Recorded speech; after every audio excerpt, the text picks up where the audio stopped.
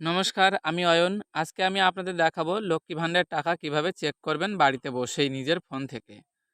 এর জন্য Google Chrome browser on করে নিতে হবে।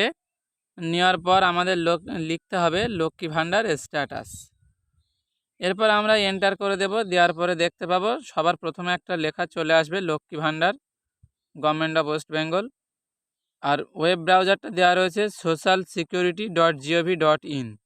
তো এই ওয়েবসাইটটাতে ক্লিক করার পর স্ক্রল করে নিচের দিকে চলে আসবো, ট্র্যাক অ্যাপ্লিকেশন স্ট্যাটাস অপশানে ক্লিক করে দেব।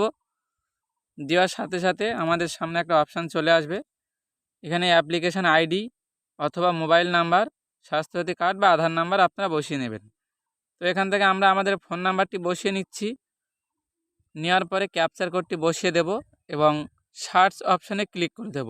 দিলেই কিন্তু আমাদের সমস্ত তথ্য চলে আসবে, যে কত তারিখে টাকা এসেছে এবং আমাদের আইডি নাম্বার কত, সেটা কিন্তু অ্যাপ্লিকেশান আইডি এখানে শো হচ্ছে। কত তারিখে টাকা ঢুকেছে সেটা কিন্তু এখানে শো হবে।